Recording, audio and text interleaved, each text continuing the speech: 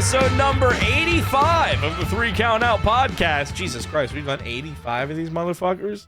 That's a lot. That's a lot. There's a lot of episodes, and there's a lot in this episode because we have a very, very, very busy weekend. Saturday is the beginning of the glorious college football season. It is finally back among us, and we have a game in Dublin, a rivalry game in Dublin. And then on Sunday, we have not one but 2 PLEs because WWE loves to counter program AEW. So Sunday at 1, we will have AEW Forbidden Door in London live from the O2. And then on Sunday night, 7 o'clock, we have NXT Heatwave. My name is Aaron V1. Joining me this week, as always, Jackal and Mike, and special guest friend of the program, FGK. It has been 2,088 days since Ohio State has beaten your unscathed, untarnished, without a fucking asterisk on the 2023 season, the last real champions of college football, Michigan Wolverines. Hi, I'm Jackal.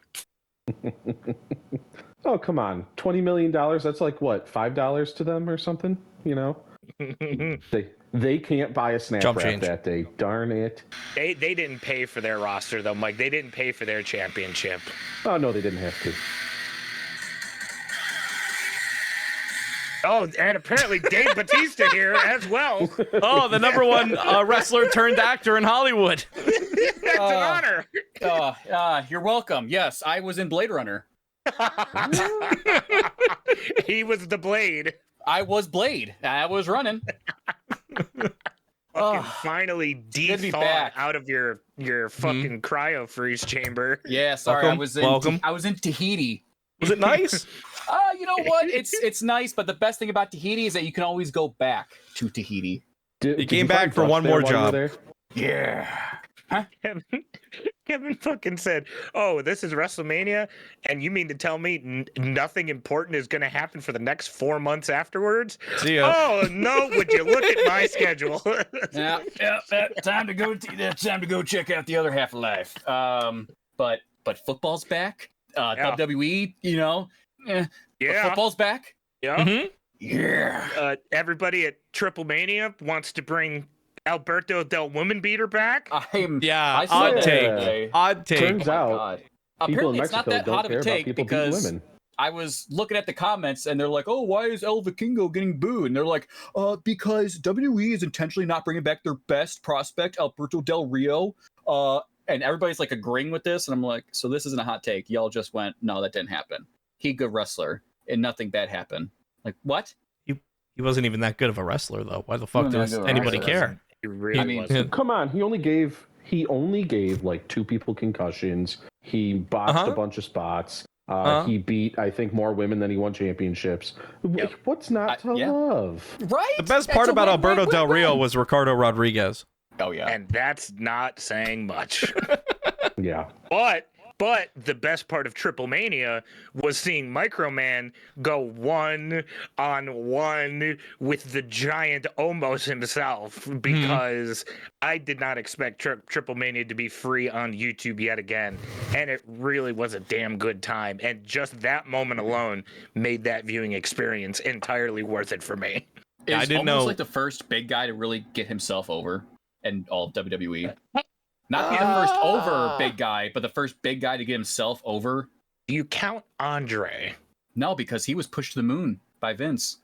Fair enough. Do you count Nash? Fuck Or no, no, 'cause Nash of the never got politics. over. His knees, he couldn't stand up barely. But His he knees was wouldn't let him get up. he was in an over faction. Well, yeah, but that wasn't his fault. But that was not his like brainchild or anything. Though I don't think I- Omos's push was Omos's brainchild either. I mean, him if he's going to down to Noah Mexico. being... No, but him going to different promotions and being more than just the big guy, Omos. Well, no, I mean, he's always been the big guy Omos. It's just Yeah. Japan saw him as an attraction. Mexico also sees him as an attraction because guess what? They don't have a lot of guys like that there. That's a good point. You don't find a lot of 8 foot tall men. Oddly enough, neither is Omos. There was a lot of things that happened at Triple Mania. That being one of them. Otis, about 3 seconds away from making out with one of their wrestlers in the middle of the ring. Little demon hand puppet Finn Balor, that is now currently for Demonito for sale on the WWE store for the low price of a crisp $100 bill. That is criminal. That is fucking criminal. Highway robbery. I know we've spent weeks, months at this point bashing WWE for their advertising decisions and their dumb fucking everything's getting more and more expensive and this and that. And Jackal, you've talked about how they're probably just getting ready to fucking sell the bitch. And it's like, dog, that is evidence. That is a number one that they're selling a fucking puppet for $100. Yeah, you are just trying to get as much money out of this as possible. Oh my God. It's not even the fucking Mr. Iguana puppet. No. And that's the thing. People have found the Mr. Iguana puppet on Amazon for like $20, and people were saying on TikTok, "Hey, buy this now before WWE buys out all the stock and then upcharges it by 300%." Oh, they won't. That's just it. They won't buy the stock. They'll end up making a cheaper, shittier version, copyright that bitch, and then make it so that nobody else can make it, and then be like, $90. Now that's fucking TKO I love. They'll get fucking Jason Baker to make the iguana. Yeah. And then they'll slap Slim Jim logos, Prime logos, and Minute Maid all over it too. It'll be perfect. I was a fan of that main event. I really enjoyed everything that sort of happened throughout that. I guess technically PLE, since he didn't really. It's not a pay-per-view since it was free on YouTube. And I mean, it was AAA's WrestleMania. It's insane that we got that for free, but we did. Which, if that maintains, I'm going to be very happy about that moving forward. Poppy likey free in a $30 a month world. But the biggest thing that I enjoyed is them actually using this to set up and add fuel to the fire of one of their currently ongoing feuds when motherfucking AJ Styles shows up in the middle of Triple Mania and starts beating the shit out of Dirty Dom. That was AJ Styles is a generational hater, and I am for it. Man flew. He traveled to Australia to fuck over LA Knight. He traveled to Mexico to fuck over Dom. Oh. Iconic, there are no borders that will hold him back. Hell no. So I will offer this headcanon because I'm assuming we're all on the same page of at Paris, AJ beats Dom, which therein sets up one more Cena AJ match for the IC title. Cena's last opportunity to become a Triple Crown champion. All in favor? Do I want to happen? Yes. Do I think it'll happen? Sadly, no. Oh, man. Yeah. Oh, I thought I had something cooking there. No, I mean, he's got to face Pissman and Prime Boy and Brock Lesnar. Yeah. Oh, that's yeah. No, I'm with you. I'd love for it to happen. That sounds like a great idea. That sounds great. That's not gonna happen because there's so many few dates, and because we know at least anywhere from 2 to 4 of those are going to be Logan Paul and Brock Lesnar. I mean, now we're down to like 3 dates. Yep. Which means one more, maybe.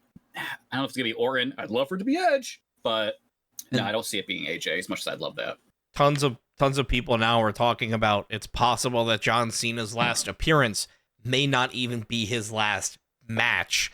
Like he may have his last match at like Survivor Series because that's in a big baseball stadium, and then his last appearance is just like celebrating the career of John Cena in Boston type shit. That's what people are saying. Do you want to feel better or worse right now? Worse first, then better. Yeah, let's do it. Let's start at the bottom. I have no good news. Bad news. Great. Okay. All right. So far, Chris Jericho's contract is not renewed for AEW, and he is quote unquote open to a WWE return. Of course he is. Well, there goes Jackal.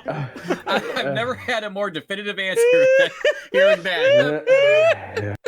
I'm not gonna fucking stand for this.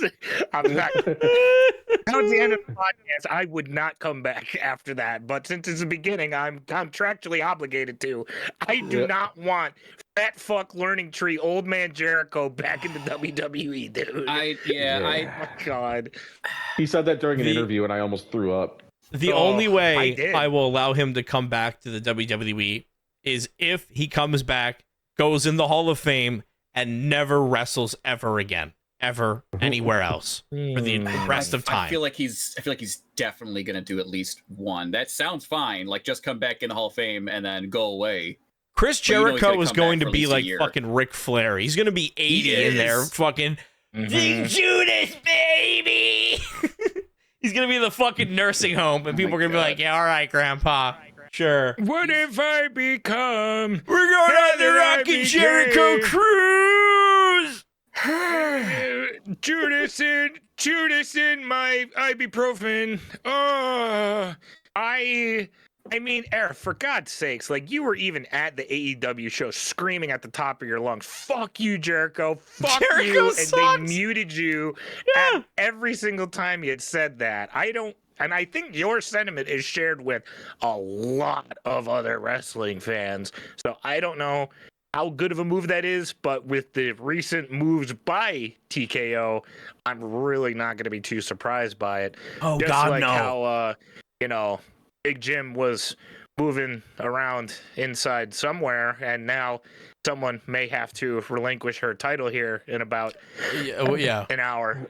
We record this before Raw, so we don't know what's going on with Naomi, but Naomi apparently tonight is, quote, addressing the future of the Women's World Heavyweight Championship.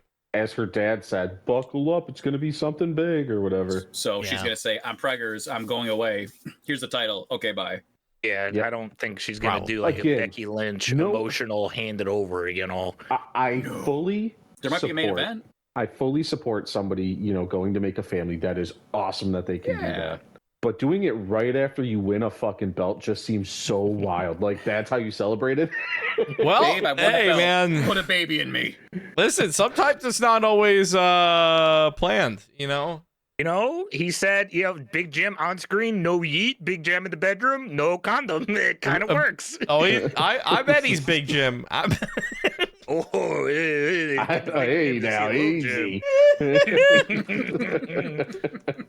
I just know that it was a rough segue to get from Jericho to that, but that's essentially the biggest WWE news this week outside of everything that me and Mike complained about from last episode up until now, because Paris is not this weekend, but next weekend. So next week we'll be able to do our Paris, our Paris Pick Ems. What do we offer? I don't know. I don't know either. We don't play for titles. You get the croissant.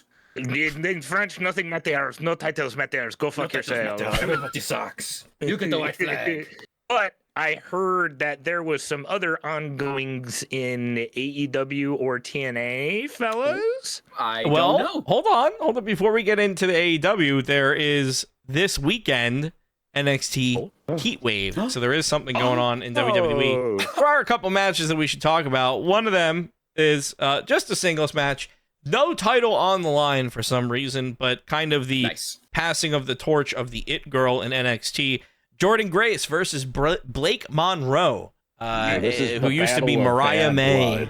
This is just bad blood coming out of NXT Heatwave. I mean, all right. I mean, it should be good, but I mean, it is what it is. All right. It's so frustrating to me knowing that this could be a stand and deliver main event, and you're just going to blow it on a nothing counter programming PLE with 3 weeks of build. Well, I mean, they're only doing this to counter program AEW. So, I mean, yeah, well, in this match, like, they were probably going to put it at a pay-per-view anyways, but they've been, I mean, she turned on Jordan Grace, 3 months ago? So. I thought it was just it wasn't SummerSlam weekend. It was Evolution weekend. Yeah. Oh, that's my bad. And even then it is a mystery. Even then it was the turn that everybody saw coming too. So, right. They kind of just sat on this match for a while, and then they went, "Oh shit! I guess we need to fill a spot here. Yeah, just put them there." So, I guess. So to kick things off, I don't think they're going to let the violent lesbian do violent lesbian things. However, But since Jordan Grace has been the ugly redheaded stepchild ever since coming into NXT, when I thought she was going to be pushed to the moon, I don't think shit's going to change here. I think Blake Monroe takes this one. But a very good match still. Very good match. Should be a good match. I kind of agree. I don't think they got Jordan Grace and went, look, this new shiny thing. Anyway, Yeah. Yeah, and then, we got Stephanie. We got Julia. And now both of them are on the main roster. And, now we got Blake Monroe. Yeah. By the way, Jordan Grace is still here. Yeah, she dipped fast, which is surprising. It sucks, but that's what happened. That's TKO. Yeah, I mean, I think probably Jordan Grace is probably going to be on the hunt for a while. I feel like when Blake Monroe got signed over, it was kind of like, yeah, she's quite literally the new hot thing in NXT. So, she's going to get pushed because that's kind of how that works. And both of these ladies are going to have their eyes on the double champ. It's a match for the TNA Knockouts Championship, but JC Jane is a double champ, so she's the TNA Women's Champ and the NXT Women's Champ.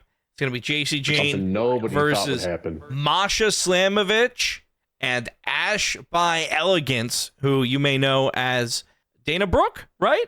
Yeah. You're still living? You beat me by half a second. She's somehow in the main. Well, I don't know if it's the main event or not, but she's in a title picture. Is Dana Brooke the one that did like flips and then killed her boyfriend? What? No, that was what? That was. Are you smelling toast? Dana Brooke murked her. Hold on. Did Dana Brooke murk her?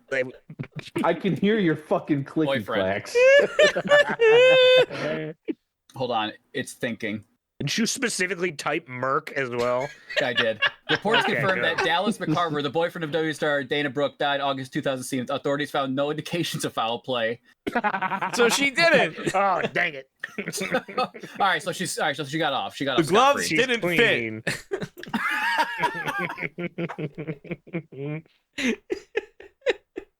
Essentially, yes. Realistically, I didn't think that this is where the NXT women's division was going to go, especially to the TNA women's division. Yeah, going to the TNA women's division, essentially. I still firmly believe that Masha Slamovich is like the porn star who's pretending to be a wrestler. That is such like a fake wrestling name. But if you see her, you wouldn't think that. No, God, no. God, no. You see her and you go, yeah, of course Slam is in your name. Yeah, that makes sense. And this is for the NXT, not the NXT, no. the TNA Knockouts right? World Championship, because they won't call them women. They call them Knockouts. Knockouts. Yeah. Back when they were called Divas, and then they still never changed it. Yep. Nailed it. I think realistically, I'll probably say JC Jane here, because I think they're kind of trying to make her seem like a bigger of a deal than she actually is. I still say that with a lot of love and respect for her, but I think they're kind of artificially inflating her right now to hopefully not have her get drowned out if and when she gets called up to the main roster. So I'm going to stick with JC here. Yeah, I'm just going to say JC because it's still Dana Brooke, and we all know how that goes. That's my, there you go. Yeah, well, be careful. You might mark her. Oh, my God, you're right. Allegedly. I mean. Allegedly. God, we're back to the allegedlys. That's the thing is Masha held it. JC's holding it. God, I don't want to fucking say it. But I wouldn't be surprised if, because it's a name everybody knows, that they give it to Ash. Oh, because hey, we know who she is, so that makes it fun, right? Right, everybody. Yeah, then the crowd goes mild for that one. Mm-hmm. This might be one of those matches where it's like whoever wins, we lose.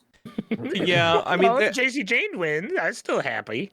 I think there is an interesting way that they can do this, because one of the angles that they're kind of teasing on NXT is JC, the faction that she surrounded herself with, Fatal Influence, is kind of like collapsing in on itself, where they're all just kind of picking at each other now. You could probably do something where like JC just barely retains, but like, Fallon Henley cost her or something like that, where there was some sort of miscommunication. I don't know. I feel like that would at least keep it interesting. I feel like Masha Slamovich would be somebody that the TNA crowd wouldn't mind having a championship again. I don't think anybody really wants Ash by Elegance in this match except for WWE. They shouldn't. Because let me tell you, as somebody that's actually watched TNA, her wrestling has improved none. Yeah. Well, hey, listen. NXT, the bar is kind of low because one of the other stories that NXT is kind of pushing down everybody's throat for absolutely no reason whatsoever. And listen, they're very new. They're very new, okay? But there's no reason for them to be getting pushed. They've been around for like what, a year and a half now? Well, yeah, but like new on TV, you know. But the Dark State, it's basically like Shield fucking 3.0 at this point, 4.0. Nice. Dion Lennox, Osiris Griffin, Saquon Sugars. Oh boy. And Cutler James. Those are indeed some names. They are wrestler names. It sounds like you just went to like wrestlernamegenerator.com. Yeah. I'll say this. There's one guy in that whole group because one of the guys is just trying to act hyped up the whole time. He's not going to make it. Two guys clearly don't know how to talk. They're not going to make it. The one dude, don't know what his fucking name is. Don't care yet. But anytime he cuts a promo, it is fucking absurd. And I love it. Like he was talking about, he's like, well, we're going to take them and we're going to give them back shots all night. He's like, we're going to make them finish. What? Hey, yo. You can see all the rest of the group just trying to not fucking die. And I was like, all right, you know what? That guy has something. Is that the one? I think I saw a TikTok about it today. I forgot to like it. Is that the one when he was like in promo class? He was talking about how he was gonna fist Gunther or something like that. What? I think it's the same guy. Yeah. Yeah. He was cutting a promo. I was like, I'm gonna shove my fist so far up your butt, Gunther, so you better watch out. And then Gunther, one last thing I gotta say is that you better bring the lube or some shit like that. And everybody lost their fucking mind. Yeah, like the dude has a gift, and it is. I'd pay $30 for that. Watching Gunther get fisted on national television. But like you can tell immediately in this group.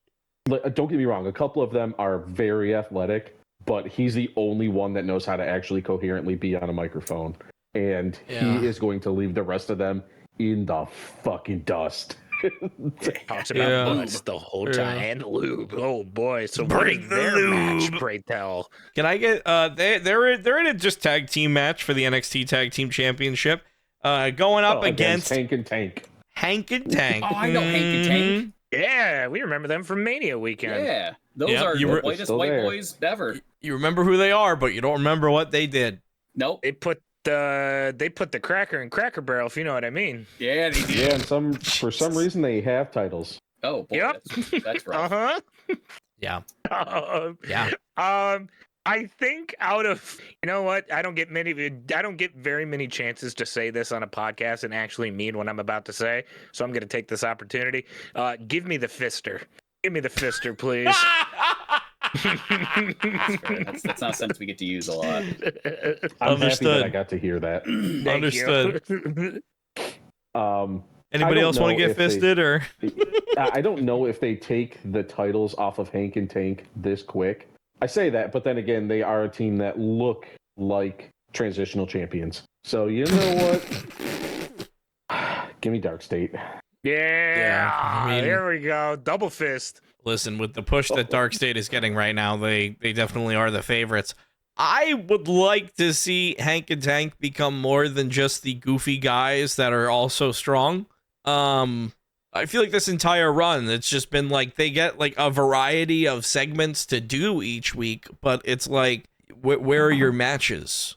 And when they have matches, they're good. They're really good. Yes. But they don't have many of them. And when they're in the ring, they're always like with somebody else, like just in their corner. Like they're in a very weird state right now where they have the championships and you go, oh, right, you are the fucking champions. That's right. I've totally forgot. So I hope that, honestly, I hope that they retain and that they get a little bit of a run out of this, but that's probably not what's going to happen. There's a couple other matches here on this card. There's a triple threat match to determine the number one contender for the NXT Women's Championship. Jada Parker versus Kalani Jordan versus Lola Vice. Lola Vice had an awesome time in AAA. We talked about AAA Mania earlier in the episode. Jada Parker has been on fire with the NXT crowd. Everyone's loving Miss Parker. And Kalani Jordan is one of Booker T's favorites and will get pushed to the sky in NXT. So, I mean, this is going to be a really athletic match. Honestly, I feel like this is probably going to be one of those ones that's definitely a contender for match of the night, maybe even match of the weekend. Give me Lola Vice for no reason in particular. Did you just sniff? Did I hear that sniff? Oh, maybe. So, crazy on a recorded episode. I don't know what she looks like, but I have an idea. So is Booker T just the 2025 Jerry Lawler of the Diva era? Yeah. Yes. Okay. Kind of. Yes. Kalani Jordan, Kevin, for you, this will probably help your decision more. She is a former, I believe she's the one, a former MSU gymnast. Like her already. That's why I didn't fucking pick her. There we go. Little Spartan pick. I'm going with Jada Parker. Jada Parker's on fire. She's over as fucking NXT. She's probably going to go up to the main roster soon. So you might as well put a championship on her while you have her. And if she does go up to the main roster, well, I don't want her to go up to the main roster right now, Mike, but TKO needs money because they're in $4 billion of UFC debt, and they're going to swim out of Brock Lesnar's piss if they have to. They just spent or got $7.7 billion from Paramount. They're fine. They should be fine. I don't. $100 I feel like somehow that's not going to work out to fixing their debt. No. Yeah. No. Yeah. They also need, if anything, the real argument here is that they need heel women on the main roster because they, one, either all get hurt, or two, they either all leave. Yeah. Yeah. Well, don't worry. When does UFC like turn a profit and it was all worth it? Ever? Or probably like 2030. No, I mean they were profitable like 2012, 2000. Yeah, between like 2008 and 2013, 14. The first couple of years. Let me call Dana White real quick. I'll ask him on the show. He fucking hung up. God damn it. Never mind. God damn it. Of course he did. He's not broke. He bought Power Slap. Well, hey, there's one guy on the NXT roster that I'd love to see in Power Slap, and that is your NXT Men's Champion, Oba Femi. Yeah. As he will be defending against either Javon Evans or Trick Williams. That's going to be decided on NXT on Tuesday this week. So we don't know yet. Probably Trick. Tomorrow. Probably Trick. Well, I see unless they go the same route as JC Jane, I see some malarkey happening in that match and this match becoming more than a two-person match. I'm going to be opposed to that. I think no matter what happens, Oba Femi walks out on top. He's just dominant right now and everybody fucking loves him. So why the hell would you stop him? Right. I think the NXT title right now is in a weird spot because I've not been watching, for one, and two, I feel like since Mania weekend, Oba Femi has only been in feuds with Trick, Javon, or random no-name Asian men from Japan. And the Moose was in there for a couple of weeks. Yeah, okay, Moose was in there. They had a couple bangers. All right. I stand correct. So there's another person added. I just think that this kind of rotation of Oba Femi fighting Trick or Javon is, if we're talking in my GM regards, the match was 5 stars at first, but now since you're spamming it a little bit, it's slowly starting to go downhill, at least in my eyes, but that's not saying much as someone who isn't currently watching the content at the moment. Regardless, I still think Oba Femi probably takes this one handedly.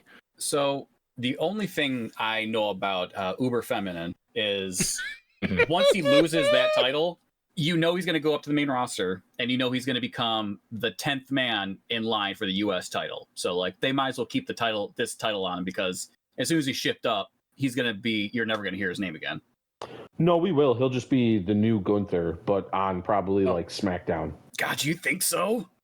Yeah. Well, with the F10, I would certainly hope so. One of the best finishers in the fucking business. Would love to see him do it to a man that's not 20 pounds. Would you guys want to see F5 versus F10? Yeah. Would that be okay? Would that be all right? I would love to see Obafemi retire Brock Lesnar. I think that would actually be that's fair. If they're gonna face each other, I want Obafemi to just fucking manhandle him. Otherwise, I don't want to see it.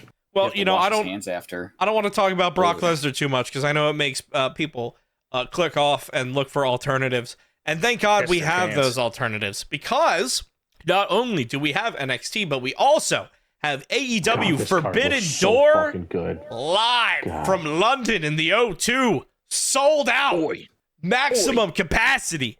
AEW is going to put on a hell of a show this weekend, and there are a lot. Sold out, you said? Sold out. Wow. As in, last I saw, there were only a couple hundred seats left from what they had open. And I think last year they had, actually last year wasn't in the O2, never mind. I think the last time they were in the O2, they had like 80,000 or something like that. They've had a bunch. Damn. Yeah, so it's going to be a big weekend for AEW. And a lot of interesting matches on this card. A lot of, in true AEW fashion, a lot of championship matches. A lot of ones that have stipulations on them for no reason, but sure, I guess. For fun. For gets and chigs. Well, yeah, for fun. I mean, all right, we'll just get into it here. I'm gonna save that dream match that you're probably thinking of for last year. We're gonna start off a tag team match for the AEW World Tag Team Championship. The Hurt Syndicate, Bobby Lashley and Shelton Benjamin, defending against somebody. Eliminator tournament winners. I don't have who it actually is, though. No, right now it's to be determined between, it is, I believe, FTR and Bandito, which is Bandito and Brody King, which is an amazing team. And yeah, that's I was kind of hoping they would be going up against a team name of somebody. That sounds like a really good match. Somebody. No, he's in TNA, Jake. But that's Jake something. That is Jake something. Yeah, you're right. But yeah, no, I mean, Hurt Syndicate versus either FTR or Brody King and Bandito. Either way, that is a win-win for us. Yeah, either match sounds like an absolute banger, and I still think that Hurt Syndicate is going in a tremendous direction right now with the help of their friend Mark. If Mark's rocking with us and we're rocking with him, spoiler alert. Yeah, hey. They're not friends with Mark anymore. Yeah, Bobby Lashley was not rocking with Mark. Fucking titles off of him. I don't care who wins. Hurt Syndicate loses. Turncoat. Get him off of him. My pick. Hurt Syndicate loses. Jeez. I got Hurt Syndicate going over, baby. It don't matter who you put in front of them. I honestly, as much as I want to see Hurt Syndicate versus Brody King and anybody else with Brody King, I don't want to see that yet, because Brody King is in this very bad spot from the House of Black, where he was the guy that had to do everything for this faction, and that meant taking the losses as well. So he needs some good, solid wins. I think it's a little bit safer to have him, maybe Bandito eats the pin in the Eliminator, and then we get FTR going. We don't need Brody King taking a pin live on a pay-per-view. That does not need to happen. I don't know. I would love to see somebody like Brody King just throw hands with fucking Lashley.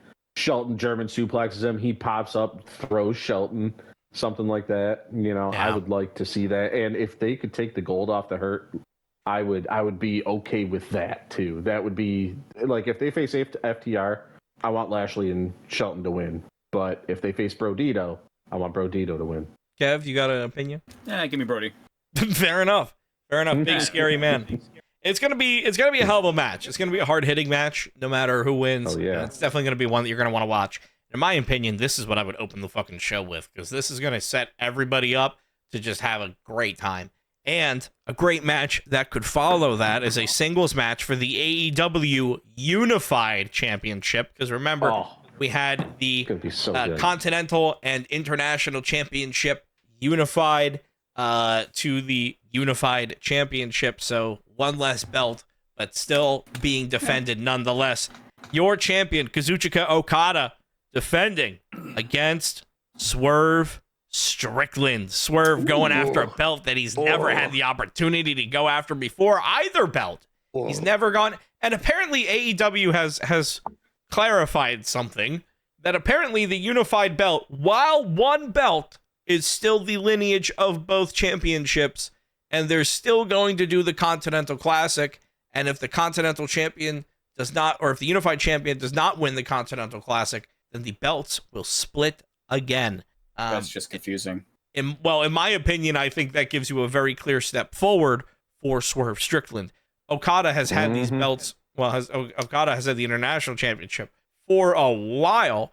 So now you have something for Swerve Strickland to do once he wins this belt. He wins, he gets a couple good wins under his belt, and then it's okay, man. Now you have to defend it week after week after week in the Continental Classic. What a good fucking match they're feeding us. I don't know if it's because I'm currently overdosing on Viagra or all the blood just rushed to my genitalia, but God, just hearing that these two are fighting got me as hard as a fucking rock. Be a good match. Sorry, I did send you that picture. My bad. Oh, that too. I think whoever ends up winning this, America also wins alongside him. I really don't care, but if I have to put my horse on one of them, give me Swerve, because I think Okada going up to the main event scene is going to be fucking gold. I just want Swerve to win because I love the promos he cuts. I like his matches. Okada, I'd be okay with him not having a belt for a bit, you know? A little bit of time away. Might do Okada some. Yeah, I think so. And there's I think Swerve might win this one. Insightful commentary from this man. Thank God. Yeah. See, I'm not gonna watch it anyway, but you know. Damn. All right. Well, That's I mean, right. It is fair. Those of us that actually like wrestling FGK, will watch it. everybody. FGK. I don't want to buy it. The F in FGK does stand for AEW, so it totally makes sense. The G apparently stands for golf. Oh, frugal golf, Kev.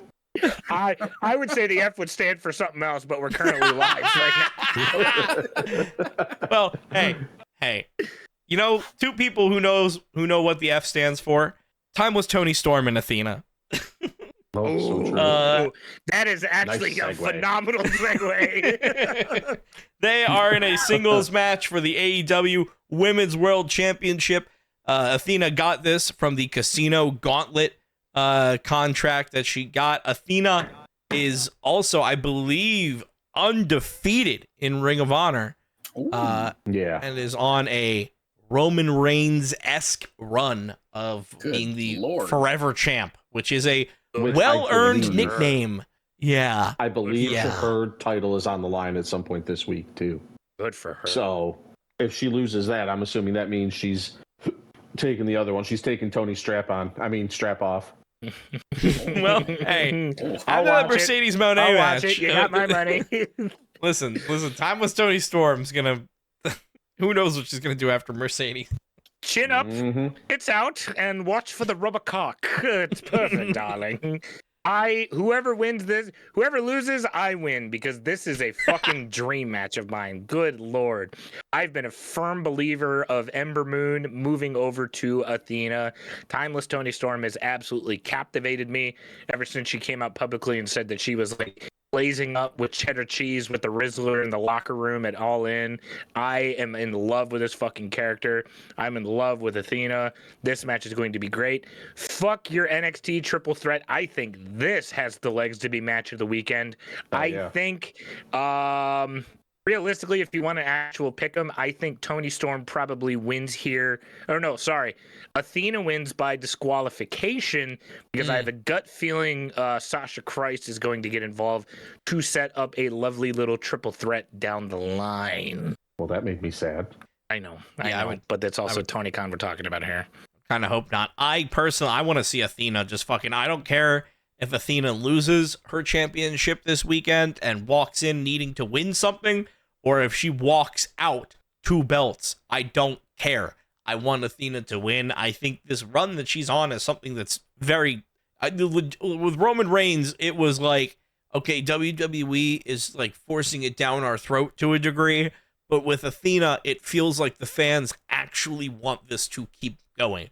I don't think anybody would complain if she lost the belt and then like the next fucking day or whatever won the AEW Women's World Championship.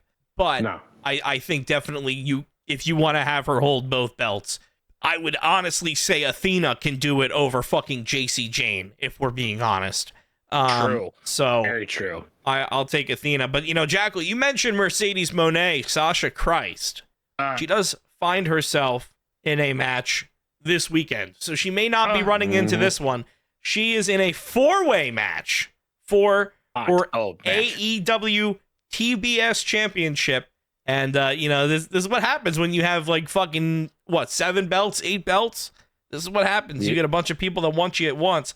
Because we have Mercedes Moné versus Mercedes Moné. We got Mercedes Moné, Sasha Christ versus Alex Windsor versus Persephone from CMLL. I don't know who that is.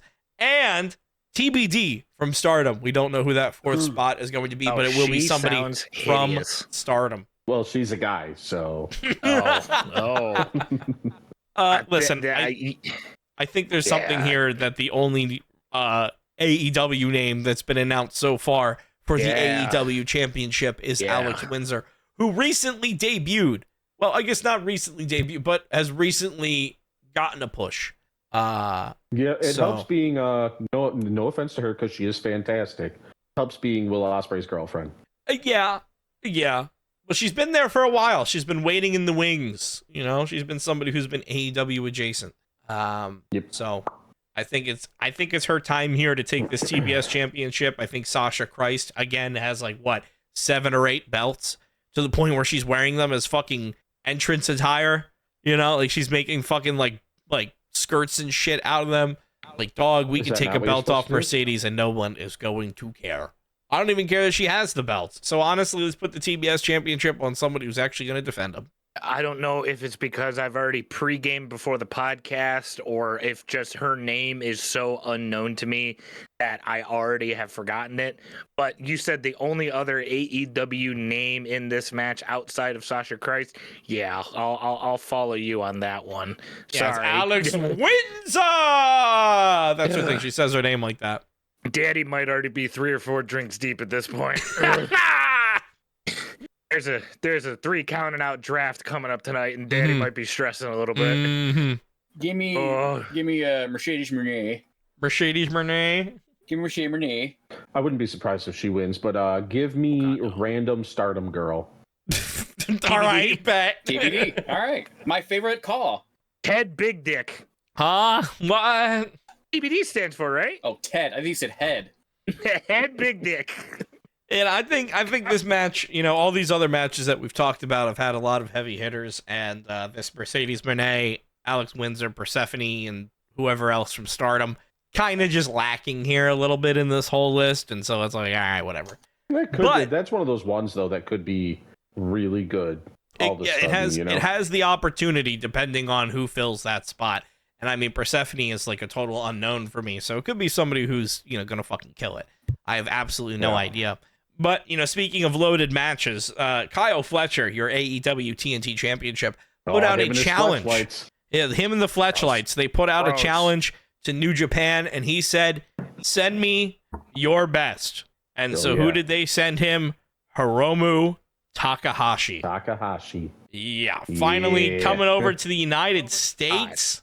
Fucking about damn time. Mm-hmm.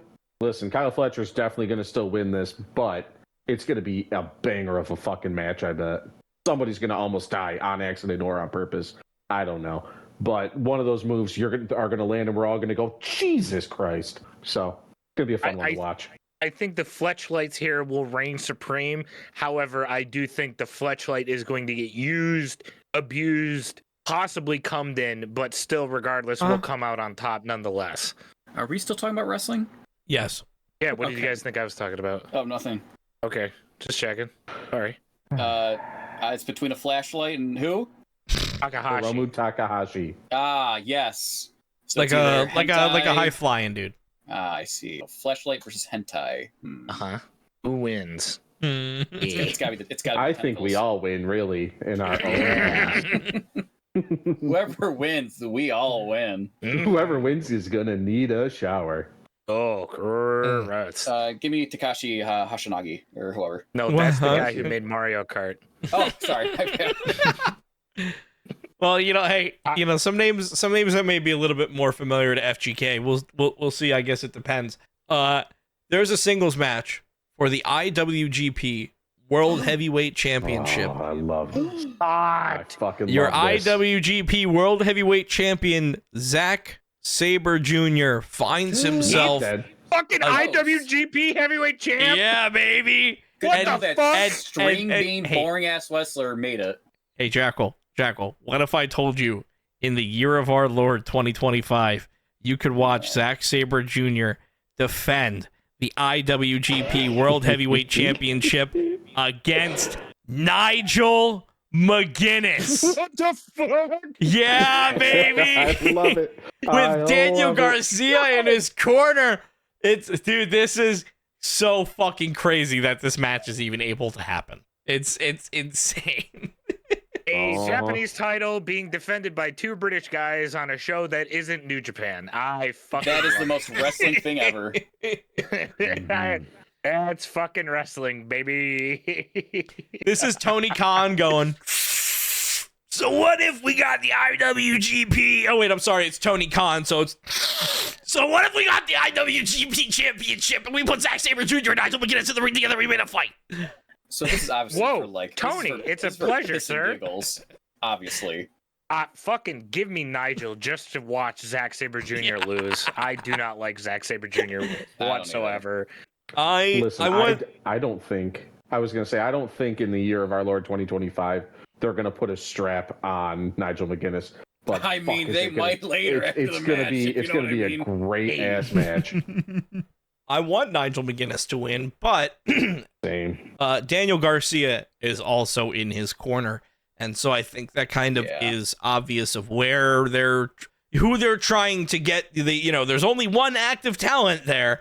The other dude's a commentator. So I love Nigel McGuinness being in this spot. I would love Nigel McGuinness just fucking winning it because, who could see that coming? Like, that would be fucking hilarious. I wouldn't be complaining at all. I love Nigel McGuinness when he was wrestling in Ring of Honor. Like, this is a match that I would have loved to see. So I'm excited about it. But at the same time, we have to be realistic. Daniel Garcia is the one that's probably going to cost Nigel McGuinness the match, and then we get a little bit of a heel run out of him. Just, a little bit of character. If he does that stupid dance after screwing him over, I'm gonna shit in Mike's pants. I swear to God. He's gonna kick him in the dick and do the dance. He's gonna shit in your pants. It's gonna happen. Mike, you better stick an adult diaper in there just in case, because it's gonna happen. I'm going to buy another pair of pants. Yeah, I guarantee you that I'm not a betting man, but I bet the farm on that one. Gonna do a stupid little dance and it's gonna drive me up a fucking wall. I swear to God. Well, he does have the personality of like a dead fish, so even if he becomes a bad guy, it's not like it's actually gonna work. So, what's your thing? I dance, and that's it. Well, when he was a bad guy, he looked like he was just a step away from crying pretty much every 2 days. So. Yeah, he pouts. He's not angry. He pouts. It's very odd. I didn't get my way. Well, speaking of pouting, because Nick Wayne's a fucking pouting bitch. Nick Wayne and Kip Sabian find themselves in a tag team match against, drum roll please, Edge and Christian! They're back, baby! They're back. Yeah. That Christian guy's an asshole. Go fuck yourself, go find yourself, and then 2 weeks later, Christian had an epiphany and found himself. Gotta love when that epinephrine hits. See, women, we do know how to process our emotions. Fuck off. Yeah. I'm so happy I called them coming back together. Like, it was gonna happen. 4 months ago, and it finally fucking happened. Listen, it's there's definitely other ways they could have gone about bringing Edge and Christian back together. I feel like they kind of rushed it a little bit. Well, since the man's contract is up in December, they probably don't have very many chances left. Yeah, that's what I was getting towards. I was saying I don't think they have much time left. I don't think either of them have much time left. They're both wrestling on borrowed time. So I think it's one of those things where Tony Khan said, hey, you know what? Edge, you've gotten hurt a couple of times. Let's use it while we have you. And, if that means that we get, good guy Edge and good guy Christian, maybe we get bad guy Edge and bad guy Christian. Who knows? Only if we get the 5-second pose. Otherwise, I don't want it. Well, we don't have flash photography anymore, Mike. You do if you use the flash on your phone. Yeah, they would tell you to turn the flash on. Yeah. That's a lot longer and a lot more convoluted, if you ask me. A 10-second pose and up the time. But no, I mean, regardless, this is definitely a tag team match that AEW had coming for a while. And Nick Wayne being on the other end, I guess, is cool. You get a young guy in there. Kip Sabian hasn't really had much going for him. So you get, you get two guys that kind of benefit from being on the other side. But I mean, the story here is Christian and Edge. Yep. Absolutely. And you're like, those other guys are here too. Yeah. They'll punch him every once in a while. Wow, Nick Wayne does get to wrestle in the first Edge and Christian match since he was like 6 years old or whatever the fuck. Because didn't the last Edge and Christian tag team match happen like right before WrestleMania 27 when it was Alberto Del Women Beater and Brodus Rip Ass Clay or something like that? And it was way back in 2011, right? Or is my autism not working correctly right now? That sounds about right. Okay, well, see, there you go. Regardless, you're not going to have Edge and Christian come back together to not win this fucking match. Oh, yeah. No, yeah. Give me Edge and Christian, please. Same. They didn't just do all this to lose. They'll win. It'd be fucking hilarious if they lost, but they're going to win. And I mean, we got two more matches here. Two more matches here on this card. It's a nice little AEW card.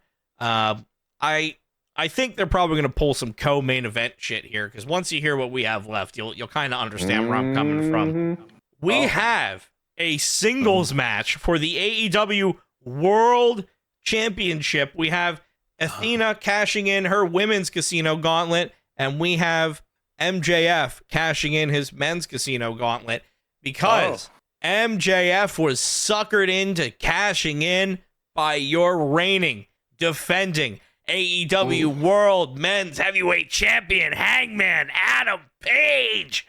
Oh, it sounds so good. It sounds so good. And the bit that they did of like suckering MJF into doing it, like that whole promo, that back and forth that they had, it was perfect. And like as soon as it happened, they showed MJF's face, because MJF was like, "I'll do it at Forbidden Door," and then it like cut, and he was like, "Oh fuck, did I just throw that challenge out there?" And it was like, yep, that's how you do this match, because he wasn't going to cash in any other way. It's MJF. That I feel is a perfect way to go about this, because treating this like Money in the Bank is going to draw a lot of negative press from WWE fans, where I don't think it was necessarily needed per se. And I think this sort of twist on the feud to where now Hangman is the one kind of making MJF look a little bit dumb, a little bit stupid, I think is very, very fresh, instead of just MJF always looking like the smug bastard, especially since I don't want to be that guy, but we have seen MJF versus Hangman a lot. Yeah. However, we've not seen it like this before. I'm very excited about this one. It sucks that they already used Bullet with a name on it for one of their promo songs. I wish they could do it again, but I know they're not. I think since everything is so fresh and so new, and Jon Moxley was essentially fucking Darth Vader at this point when Hangman killed him off, I feel like Hangman still needs to win this one here. As much as I love both these guys, I feel I got to attach my wagon to Hangman here. I agree. This feels like I suckered you in, and now I'm going to retain. And then it'll go somewhere else. And I mean, you make Hangman look smart as fuck and strong as fuck by doing it. Yeah. And, MJF, I mean, he's the heel. He's supposed to be on the fucking back foot he's supposed to look like the dumbass. So, I think that fits. And the fact that these two dudes have been in the ring so much, I like that now it's like Hangman's able to get a step in front of him, right? Like, it's Hangman knows what he's going to do. He knows the buttons to push. He knows how to sucker him in. And that's going to be the psychology of this match. Hangman's never one to kind of let that stuff waste. Yeah, I think Hangman on this one would make sense. It'd be a wild play to have Hangman come out and lose in his first defense. Yeah. If they're going to do that, then I would assume that means they're probably debuting somebody for him to lose in his first defense. But so I could see that happening, especially at a pay-per-view like Forbidden Door. But if it's just one-on-one and that's it, I mean, I give it to Hangman. Yeah, and I mean, I think it will be a nice kind of clean match, and it's MJF. There's going to be some fuckery, but I think the reason why this match is going to stay relatively clean and relatively just MJF kind of doing his normal shtick and Hangman doing his shtick and Hangman coming out on top is because the last match on this card is a lights out steel cage match. Give me a moment here. There's a list of participants because it will be the Golden Lovers, Kenny Omega and Kota Ibushi, joined by Darby Allin, Hiroshi Tanahashi, and Will Ospreay versus the Death Riders, Claudio Castagnoli and Jon Moxley, and the Young Bucks, Matt and Nick Jackson, and Gabe Kidd. Naxon. I like it. And A-Kid. A-Kid's here too. Don't forget about No, Gabe Kidd. Gabe Kidd. Jon Moxley's friend from New Japan. Not just a child. Not A-Kid. A-Kid is Axiom. It's Kenny Omega versus a coughing baby. Begin. Well, hey, Kenny Omega did have a match against the child. Yeah. Yeah. He did. But I mean, this is fucking crazy. This is like an all-star crazy match. Lights out steel cage. Which 5-on-5 steel cage. Are they gonna turn the goddamn arena lights off? Yeah, so lights out. All that means is that before the match, they turn the lights off and then turn them back on. And what that is supposed to signify is that the AEW event has officially ended, meaning the steel cage match is essentially just non-sanctioned. It's unsanctioned. So, it's their way of saying unsanctioned. Yeah, so it's the Death Riders. It's only Claudio and John.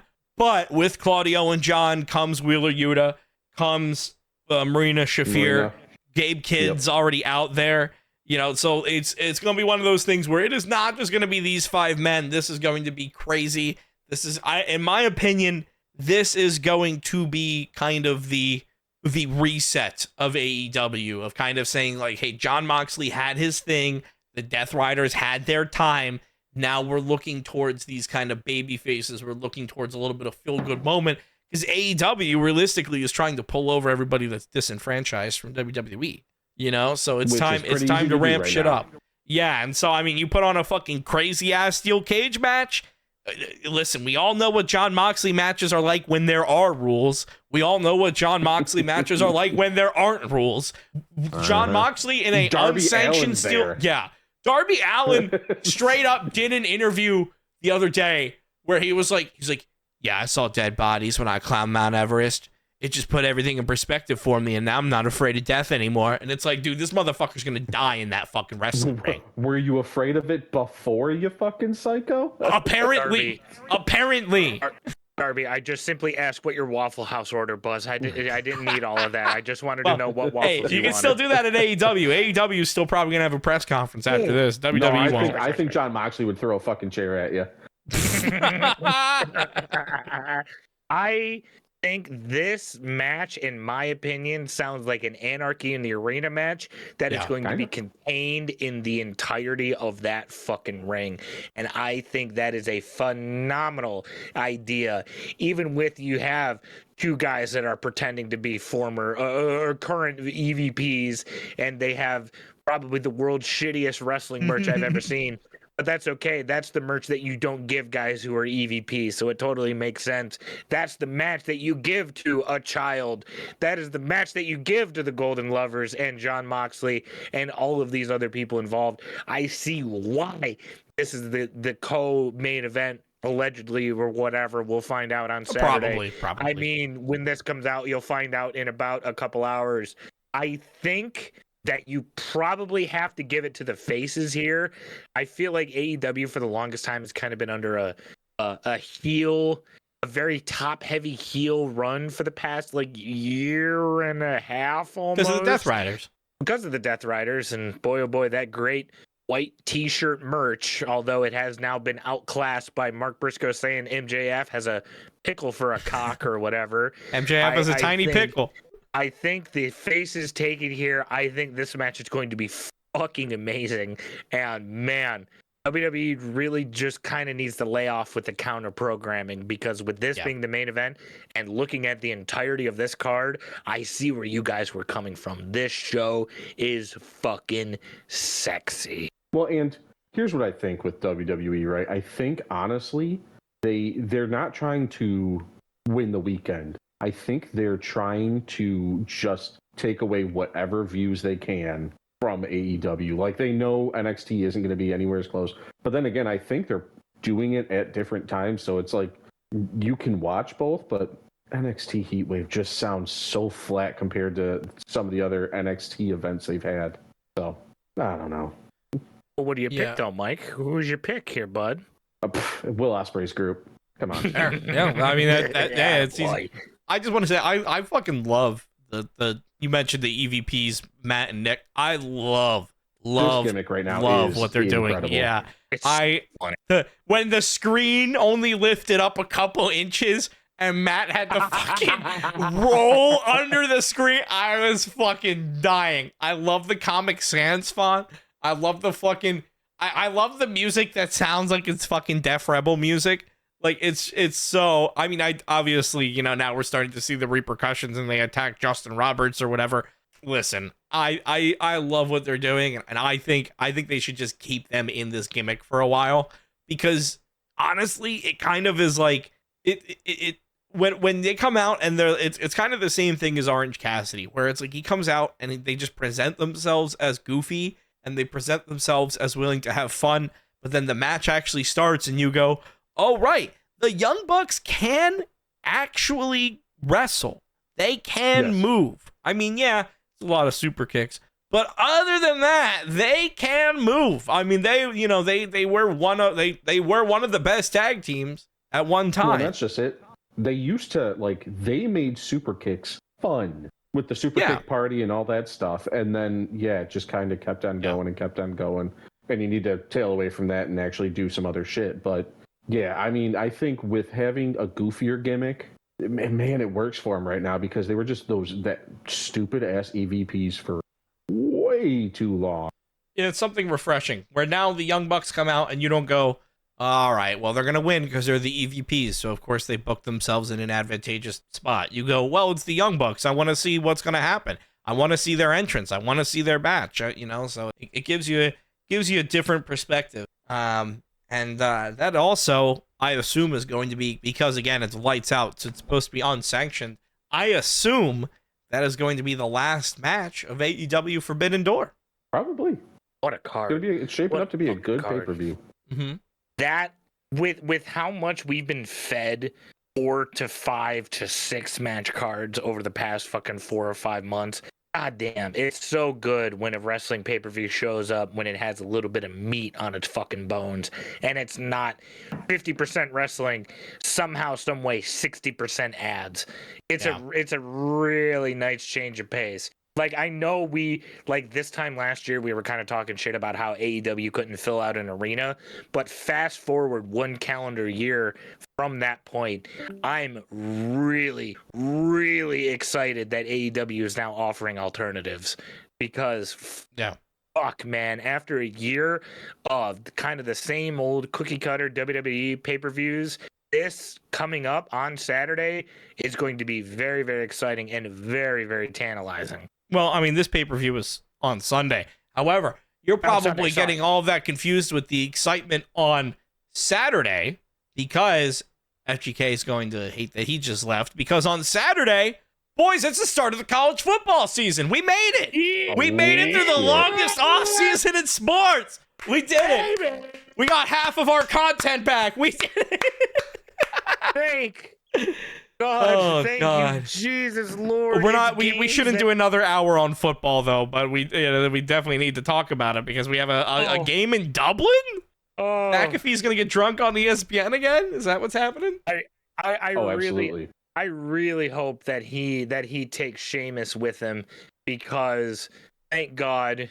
College week 0 is going to be starting up this weekend in Dublin, Ireland, kicking off Saturday, August 23rd, the same time as this episode is out. If you are listening to this episode as it got released at this moment, the game should already be getting close to halftime. Yeah, and that say it's like halftime right now. The Iowa State Cyclones going one-on-one with the Kansas State Wildcats, a Big 12 matchup in Dublin, Ireland, to kick things off this college season. Cyclones on Wildcats, gentlemen. I'm just so excited we finally fucking got here. Oh yeah. First game it's about too, time. like that crowd's gonna be nuts. Well, that's just because they're overseas in Ireland and they're gonna be pissed drunk by the time the fucking thing kicks off anyway. Exactly. Although, I mean, I think you could have done this game in the States, too, and it still would have done well, because I didn't even realize this, but apparently there's, like, a giant rivalry. So I had absolutely no idea, but apparently this is one of the longest rivalries ever in college football. It really is, because Iowa State and Kansas State are, like, long tenured people of the college football world, not essentially like a Michigan or a Penn State, if you will. They've kind of flown under the radar of people sort of in that Sun Belt, Bible Belt region of America, kind of like the middle America type of spot, where they're there, they play the football. They've never really been as good as a Penn State, Ohio State, Bama, or Georgia, but goddamn it, they're still there playing it regardless, nonetheless. And Iowa State is coming off of a very good season where they made the Big 12 championship.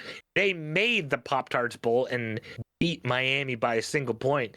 So I'm actually going to start off the Pick Ems here, off rip immediately. I'm going to lean the Cyclones here. Iowa State, Kansas State. Give me Iowa State off rip. I think they are a bit better of a roster compared to the Wildcats. That's fair. I was, like I said, I didn't realize that this was such a rivalry. I looked a little bit into this rivalry because, like, you know, these aren't two top 10 teams opening up the season, right? So I'm like, all right, what am I watching this game for? What's actually, you know, what are they trying to tell here? And so they've been going every year since 1917. And Iowa has won the last 2. So I'm thinking that Kansas has at least something that they can pull through here. I feel like if you get your ass beat 2 times in a row, 2 years in a row, you kind of got to bring something a little bit different. So your first game of the season, you know, you can pull out some crazy stuff. Anything can happen. I don't know, man. I kind of agree with Jackal. I think we're getting another Iowa State win, man. They look better, they performed better. I don't know. I think they take the dub in Dublin. That's a dub in Dublin. Era went with the upset last year with Georgia Tech and number 10 ranked Florida State. He was the only one to do so, and it fucking paid off. So we'll see what happens this year. And since Kevin's gone, I think I'll take the Cyclones over the Wildcats because I remember saying Cyclones so much last year. Thanks, Kevin. Thanks, bud. Wow, it's like he never left. Era, similar to last year, Era is going to be the only one riding with the upset. I like a good upset. What happens there? I like a good I like a good honest upset. That's not Sami Zayn winning a match. That's, you know. Well, if you're talking that, we don't need to bring it back to wrestling. We can keep it on football because it's been a while since we've had football, but. Yeah, it's I like a good underdog. I'm a Philly fan. I like a good underdog story. We'll kind of blow through these next 2 games that we get to pick because we'll stick with our usual college pick'ems of well, you know what? Fuck it. Since we're not picking preseason games, we'll do 4 college football games, and it's really the only 4 college football games you get to watch next weekend. The game that'll be on after this, and it'll be much harder to find than the Dublin game, is the Idaho State Bengals going up against the UNLV Rebels, the UNLV Confederates. This will probably be Idaho State Bengals. Oh. Yep. This will probably be the only and ever Idaho State game I will ever watch, but I'm going to watch it nonetheless because it is meaningful football that'll be on. I still think UNLV will probably take this one fucking handedly, though. Yep. I've actually seen a UNLV game, so that's the one I'm going with. Yeah, I couldn't tell you shit about Idaho State, so. I don't think anyone can. I think it might be D2. I think this is a warm-up game for UNLV. That's what this Oh is. yeah. And FGK Fire Guy Golf. What's your pick? Bengals will eat the Rebels because Bengals are a really big cat, and Bengals is the name of a golf club. So give me the Bengals. Thank you, Kevin. It's like Kevin's never gonna left. stick with Idaho State. I got to tell you, those picks, iconic, Kevin. Iconic. It really is. It really is. Moving on into the next one. The next probably and only game of this team I will ever watch, where we see Fresno State travel to Kansas. This game will be starting around halftime of the UNLV game. It is the Fresno State Bulldogs taking on the Kansas Jayhawks. 6:30 this Saturday. I kind of have to stick with Kansas here. I just don't like Fresno State at all. Actually, this is a basketball school through and through. They don't know how to play football. But regardless, like I said, like with the UNLV one, I'm going to fucking watch it nonetheless because football's back. I have to watch. Give me Kansas. Yeah, you said Fresno, and I forgot that we were a football podcast. I thought you started talking basketball. So, yeah, I'll take Kansas. You know what? I haven't done a stupid pick in a while. Give me Fresno State. I like Mike, and you know what? Since I like him, I'll follow his picks too. I'll take the Bulldogs here. Wow, Kevin, there you go. The That's dogs the way, eat the man. birds or something. I don't know. Oh, the Bulldogs will eat the Jayhawks. There you go. Because I don't know the team names, I just know the mascots. Well, if they're Hawks, would the Hawk? Because Hawks can like pick up pugs. You know, like they can like grab small dogs from your yard. So I wonder if it is. How big is a Jayhawk? A bulldog can get kind of fat though. That's the thing. Mm-hmm. Yeah, but Real pudgy fuckers. We used to have a pug, and we had to like legitimately when you would let her out, you had to watch her. A pug is not the same size as a bulldog. True, but I want to hear the rest of the story now. I was just saying you have to make sure she didn't get swooped up by a hawk. Very true. But one thing that you will not have to worry about getting picked up is that a cardinal cannot pick up a rainbow warrior. Or in Fire Guy Kev's sense, a cardinal could not pick up a big kahuna, as the Stanford Cardinals will be taking on the Hawaii Oahu Rainbow Warriors, the 7:30 slot on Saturday, the last game of the day. Stanford versus Hawaii, prime time. Probably only on local TV. I don't think this is going to be on national television. What? No, it'll probably be on ESPN Plus. You know what? Give me Stanford. Hawaii don't got much of nothing ever, so I'll take Stanford here, I think. Come on, half of Roman Reigns' family is going to be on that team. Wait, I forgot. Stanford has Andrew Luck now. Andrew Luck is now the GM of Stanford football or whatever the hell. It's perfect. Yeah, I'll take Stanford. What's so special about Andrew Luck? Really? Besides for his rapid fire concussions he got in the NFL? Yeah, he was the last good quarterback that Indianapolis ever had. But then his body said, "No, you don't get to play football anymore." Well, it's not his body; it was his offensive line. His offensive line said, "No, you don't get to play football anymore," and he retired very, very early. I think he retired at like 27. Yeah, because he just got. He got Stafford level abuse, but his head couldn't take it. Yeah, that'll take you out if you're just getting beat up every fucking week. That'll do it. Ellis, what do we think? Stanford versus the Big Kahunas. I didn't know about Andrew Luck being there. That changes things because I was just going to make a joke pick, and I was going to say I haven't seen a rainbow in a while, so give me the Rainbow Warriors. But man, I like Andrew Luck. I don't think he's done anything weird yet. So give me Stanford. Mike's rolling with the Cardinals, the big trees. I like it. Arrow, what are we thinking? You know, I want to say that football is going to play into my pick on a football podcast about a football game, but unfortunately, not going to happen here. Because as we're sitting here and talking about Hawaii, I'm just thinking about my vacation there in January, thinking about all the good seafood I had, thinking about the nice warm sun, sitting back on the beach, and I'm getting depressed that I'm not there right now. I did not see any football. Their stadium was condemned. It's really run down. Yeah, it's very run down. However, Hawaii, beautiful. And for that reason, I'm going to go with Hawaii. Also, just to be different. Fuck you guys. You know, I really like what Era had to say, because I also want to go to Hawaii one day, and I fucked up earlier when I was thinking that their team name was the Big Kahunas, and I got it wrong.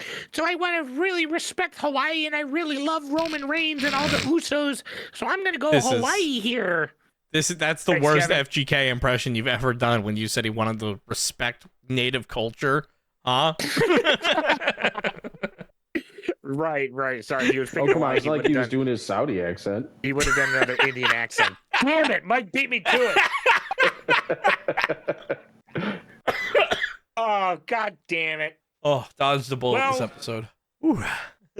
Regardless, that is going to do it for our week 0 picks, because technically college football will be starting this Saturday, but again, however, it is still technically week 0, where the official beginning of the season will happen not this Saturday where the episode is released, but next Saturday, where the official week 1 of the season will begin. And again, just want to point out that your 2023 Michigan Wolverines, who went a perfect 15-0, because they're the last team who will probably ever go a perfect 15-0 to win the national championship, did not receive the hammer like Ohio State thought they were going to receive, did not receive the hammer like Michigan State thought they were going to receive. Just a $20 million fine, an extra game suspension, no postseason ban, no wins vacated. We get to keep that title. Fuck your asterisk. Fuck everything you want to do with it. That title is ours. To be the man, woo! You gotta beat the man. And right now, Ohio State hasn't fucking done that yet. So Buckeyes, suck my dick. Hey man, fuck the Buckeyes. Realistically, that's gonna do it for the news in the college world, because again, the season, it's not fucking started yet. Yeah. But since I gotta pee real quick, Eric, tell me about Philadelphia losing a heartbreaker to Cleveland in the week 2 preseason matchup. Well, I mean, it was preseason. It was a lot of rookies out. A lot of rookies out, kind of testing out the waters and things like that. I think realistically, realistically, the standout for me was Andrew Makoba. He had that 75-yard pick 6. So, you always like seeing shit like that. I mean, it's preseason, so, he's also going up against probably not their fucking starters. I have no idea. But, I mean, it's nice seeing, the rookies were a pick that I was skeptical of. I don't know why you'd bring all those rookies into a nice Super Bowl winning team. But, well, listen, all we need is a playoff run. Right? Not even a playoff, just a couple. Just a couple. We don't need another Super Bowl. I'd love another Super Bowl. I'd really love another Super Bowl. We should probably we need another Super Bowl. I've changed my mind completely. We need another Super Bowl. We need to go back to back. That's fair. The thing is, you guys played your rookies. Yeah. The Bears, for some reason, were just like, you know what, F it. Caleb Williams can stay in for like half to 3/4 of the game. Okay, I feel a whole lot better about that then. I did not realize. I thought we were playing their fucking third stringers or whatever, and that's why I was like, well, the rookies are doing great, but I mean, they're also the Bears versus the Bills. Caleb Williams was just like, F it, I'm going to play the whole game. And so they had him in, and it ended up being like 34-0 Bears to Bills. Damn. But the Bills never even remotely thought about putting Josh Allen in, Yeah, I'm always interested to see which teams play their starters during preseason, because I understand, for some reason, obviously Caleb Williams needed it. Yeah, well, that's the thing, is it's like, I understand, like, Jalen Hurts isn't going to fucking see a snap until week 1, like, and that's how that should be.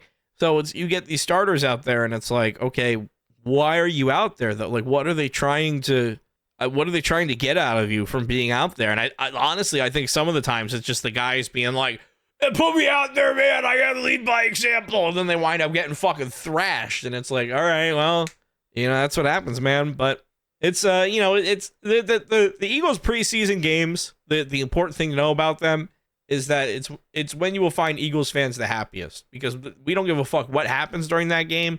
And everybody in the link is just drunk and they're there for free. So it's a good time. Oh, that's fair. That's a good way to spend it. I mean, the Lions lost, and I mean, Isaac Tesla still looked impressive. He's really our shining star as far as rookies go so far. Kyle, yeah, I think that's his name. He looked all right again, and it really shows that like he's right now our only clear backup. Everybody else in the league seemed like they were just kind of doing their thing.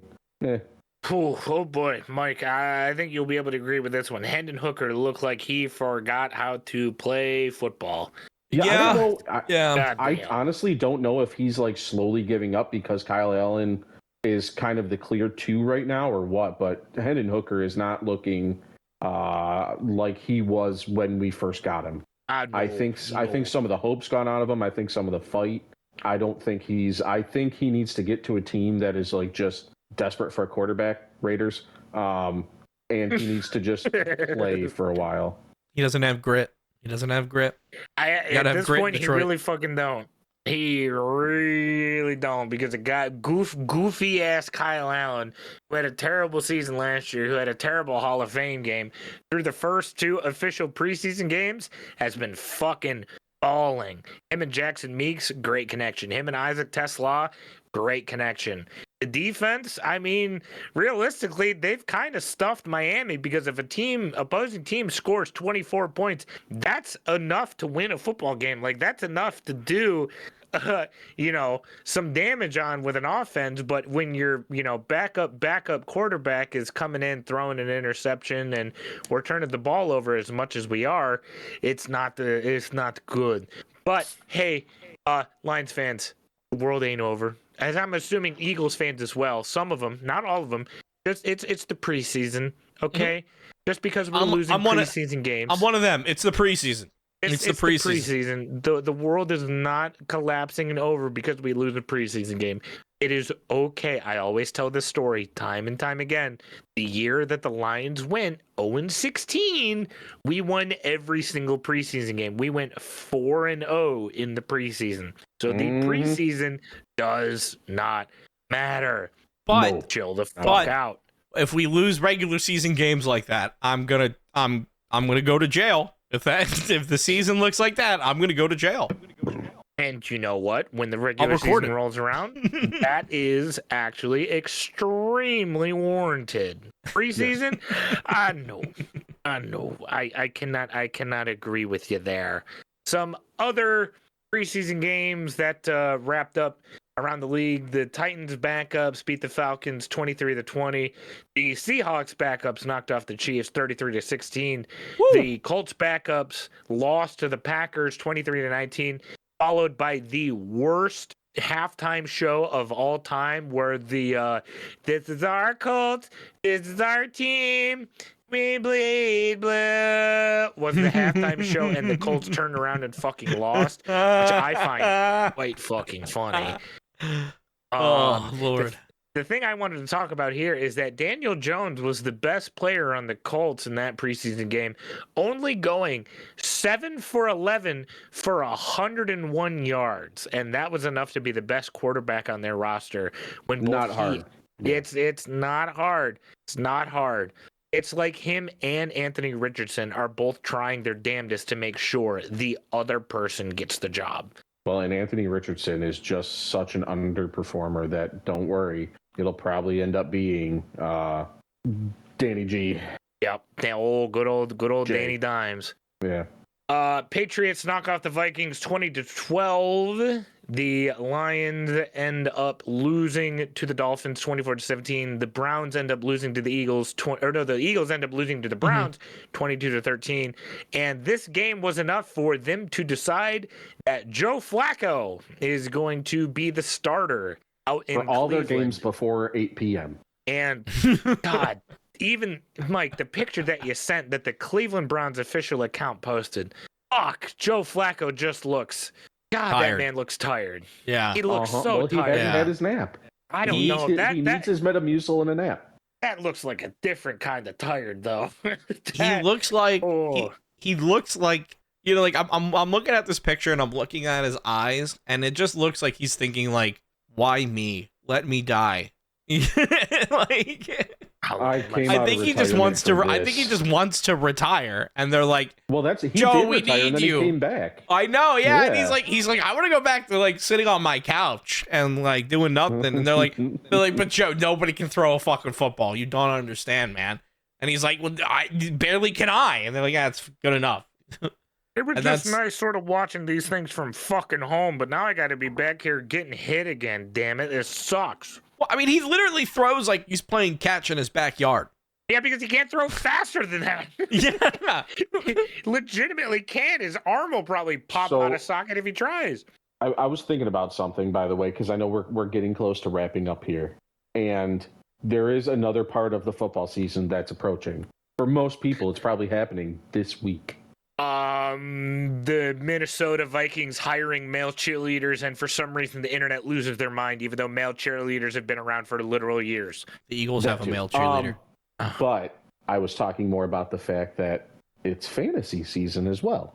Oh, we are drafted tonight. Yeah. And like Joe Flacco, I also have an early bedtime, so I'll miss most of it. In less than an hour. Yes. But who, in your guys' opinions, because we know who the main picks are, right? There's a few that are very obvious that you would always pick. Saquon Barkley, Lamar, Josh, Joe, Jameer, so on and so forth. Who are some picks that, and again, we're all going into this draft together, but this is to help people that actually listen to our podcast. Who are some picks that you think go under the radar that you think would be a surprisingly good pick? Since this is coming out on Saturday, I don't know if I want to say, because the draft is going to be happening less than 60 minutes after this. I'm going to release some of my sleeper picks, but the only reason I ask is because I know at least 4 or 5 people that their drafts are this weekend. Right, not tonight. They do it like after the last preseason game to see who's like on the main roster and all. Yes, all the sorts. In my for sense, me, though, for me, and I'll just throw this out there now, I think Isaac Tesla is going to be on the field more than he's not, and I think he's going to end up being a surprisingly good pick. Ooh, a very good number 3. I think one. I'll give you 2. I'll give you 2. One is Chris Godwin, because he's going to come back in full swing. He's just not going to be there immediately at the beginning of the season. So ESPN is probably going to shove him down on the draft boards very low. Yeah, well, and if you're smart, if you're smart and the rest of your league isn't, you can probably pick him up later. The other one that I'm going to say is probably going to be, I think, the best defense in the league this year. One that I really don't want to say, but you know what? Since you brought it up on the podcast, I'll say it regardless. I like Denver's defense, and I like Denver's defense a lot. They're ranked number 2 right now, so I mean you're not hiding anything there. It's Steelers 1, them 2. They're going to be really, really fucking good this year. I'm expecting a big goddamn year out of PS2, but we'll find out once the actual season starts. Who's ranked 4 and surprising? The Bears. Really? Number 4? Bears defense. Interesting. I mean, I guess they are kind of, they're a bigger, heavier defense when it comes to size. I guess that makes sense. It's just going to be harder than them in general. I got a little pick because I really like running backs, especially when it comes to drafts. I listen. We all know what I did last year. I got Saquon and he won. So I don't want to give out too much of my strategy, but a good. Well, hey, if you're looking for a running back who you can grab kind of late. I think little NFC East guy. You got Brian Robinson Jr. on the Commanders. He's solid. Yeah, he's somebody that like I feel like he's not going to be like a first rounder that's gone. So if you're looking for someone who's like a solid option, yeah, exactly. If you're looking for someone who's solid, and I've had him, I think I picked him up late last season, like off of waivers or something, and he kind of filled in for me when I needed it the most. So I'm not going to tell you if he's on my queue or not, but I will say I used him last year, and he was pretty useful at the late of the season. He always got a good amount of carries. It was one of those things where they kind of seemed to like not. He was used in a lot of different, like a lot of situational stuff. He wasn't just kind of out there all the time.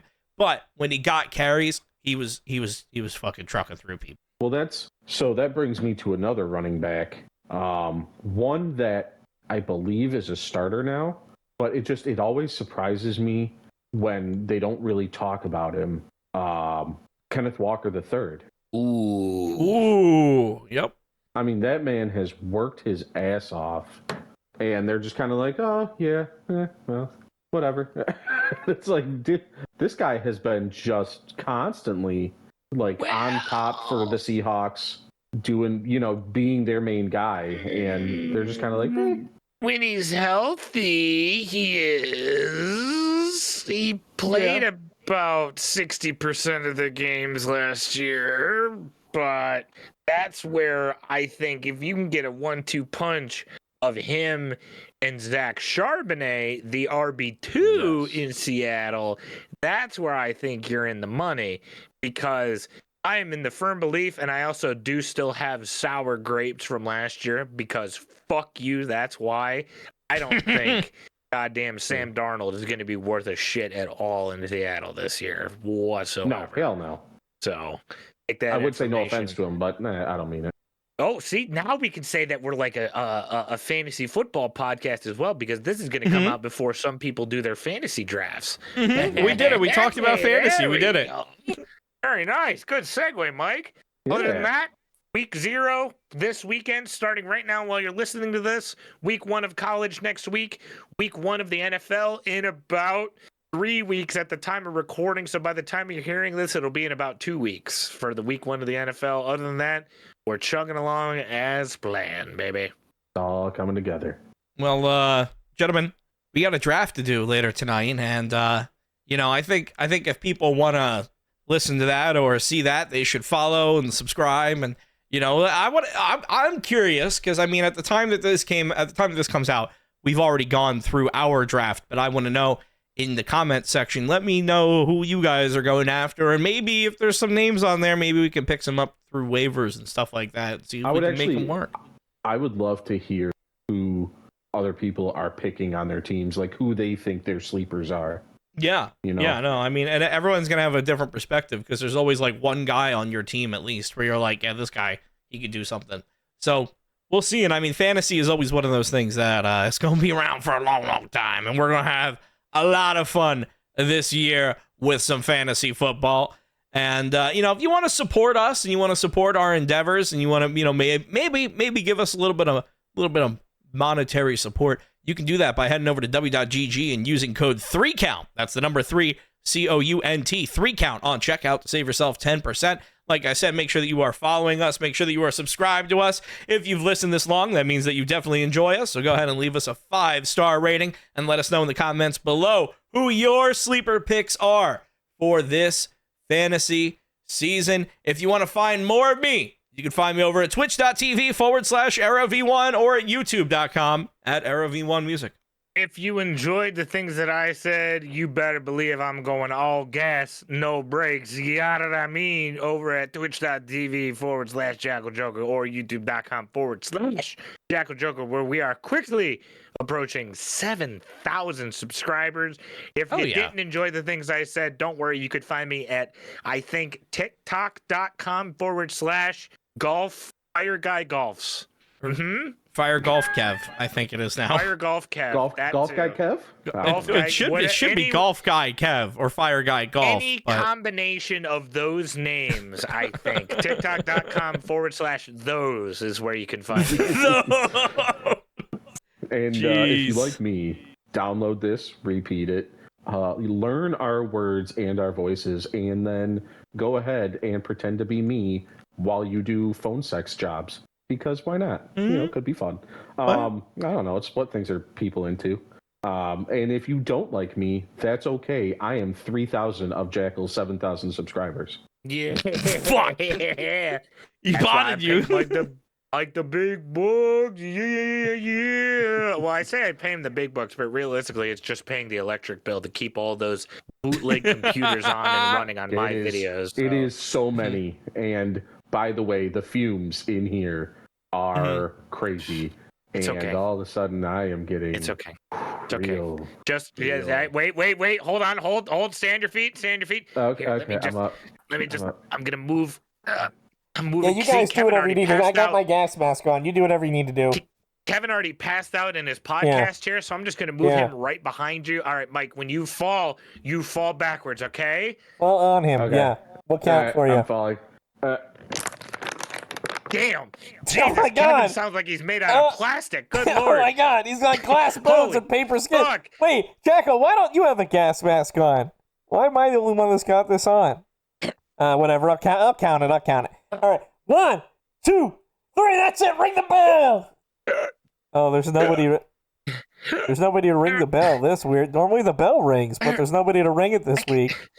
Can you? Yeah. Can you? I can reach it. Yeah. Go ahead. Reach it. Go. There we go. All right. Let's fumigate before this draft. This office smells. Oh man. Wow, you look so good. I didn't know you grew a second head.